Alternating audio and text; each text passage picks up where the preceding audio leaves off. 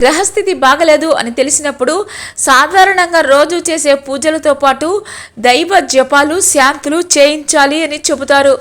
దాని వలన ఆ గ్రహ ప్రభావం తగ్గుతుంది అంటారు.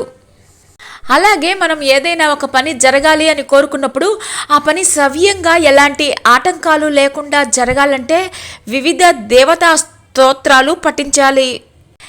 ఏ పనులకు ఏ స్తోత్రాలు పఠించాలి, ఏ దేవత పూజ చేయాలి అనే వివరాలు చూద్దాం.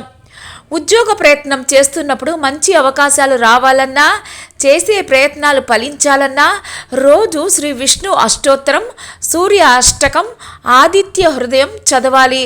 సూర్య ధ్యానం చేయాలి.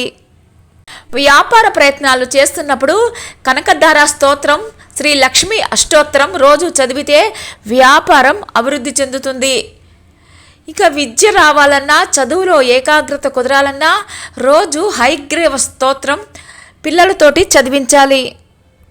అలాగే సరస్వతి ద్వాదశ నామాలు చదువుకోవాలి. కుటుంబ వ్యక్తుల మధ్య మంచి సంబంధాలు ఉండాలంటే విష్ణు సహస్రనామం, వాసుదేవ సహస్రనామం పారాయణం చేయాలి.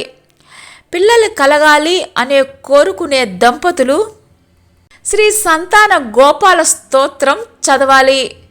అలాగే గర్భవతిగా ఉన్న స్త్రీ ఈ స్తోత్రాన్ని చదివితే సుఖప్రసవం జరుగుతుంది. ఇక వివాహానికి రుక్మిణీ కళ్యాణం ఘట్టం లేదా లక్ష్మీ అష్టోత్తర పారాయణం చేయాలి. మంచి సంబంధం దొరికి పనులన్నీ చక్కగా జరగాలని, పెళ్లితంతు సక్రమంగా జరగాలని సంకల్పించి ఈ పారాయణాన్ని రోజు చేస్తే ఆ కోరికలు తీరుతాయి. రుణ బాధలు ఇబ్బంది పడుతుంటే రోజు శ్రీ లక్ష్మీ సహస్రనామ స్తోత్రం లేదా శ్రీ నృసింహ రుణ విమోచన స్తోత్రం చదువుకోవాలి. అలా చదివితే ఆర్థిక ఇబ్బందులు తొలగిపోతాయి. రాజకీయంగా ఎదుగుదలకు, శత్రువుల మీద విజయం కొరకు శ్రీ సుదర్శన నారసింహ స్తోత్రం పారాయణం చేయాలి.